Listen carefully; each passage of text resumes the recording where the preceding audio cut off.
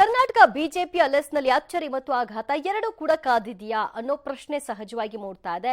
ಇನ್ನು ಪಟ್ಟಿಯ ವಿಚಾರಕ್ಕೆ ಸಂಬಂಧಪಟ್ಟ ಹಾಗೆ ವಿಪಕ್ಷ ನಾಯಕ ಅಶೋಕ್ ಅವರು ಪ್ರತಿಕ್ರಿಯೆಯನ್ನು ಕೊಟ್ಟಿದ್ದಾರೆ, ಕೆಲವೊಂದಷ್ಟು ಸುಳಿವನ್ನು ಕೂಡ ಕೊಟ್ಟಿದ್ದಾರೆ.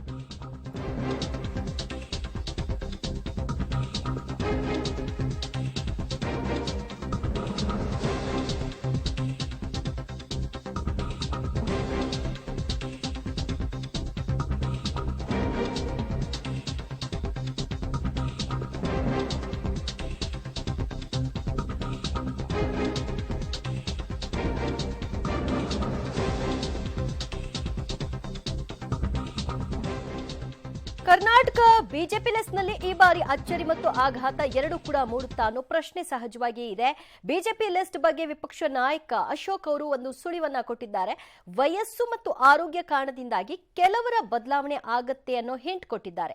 ಈ ಬಾರಿಯೂ ಅಚ್ಚರಿ, ಹೊಸ ಮುಖಗಳಿಗೆ ಟಿಕೆಟ್ ಸಿಗಬಹುದು.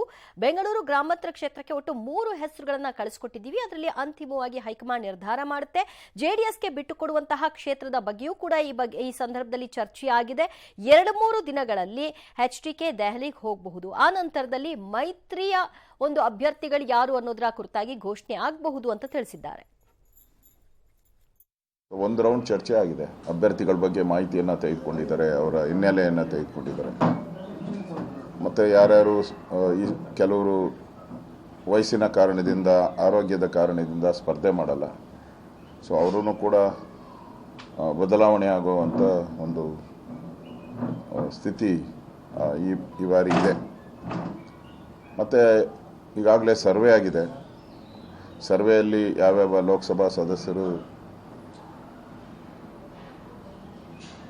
ಪಾಸಿಟಿವ್ ಆಗಿ ಅವ್ರ ಬಗ್ಗೆ ಜನರ ಅಭಿಪ್ರಾಯ ಇದೆ, ಇವೆಲ್ಲವನ್ನು ಪರಿಶೀಲನೆ ಮಾಡಿ ನಮ್ಮ ಜೊತೆ ರಾಷ್ಟ್ರೀಯ ನಾಯಕರು ಮಾತಾಡಿದ್ರು, ನಾವು ಕೂಡ ವಿಸ್ತೃತವಾಗಿ ಚರ್ಚೆ ಮಾಡಿದಿರಿ.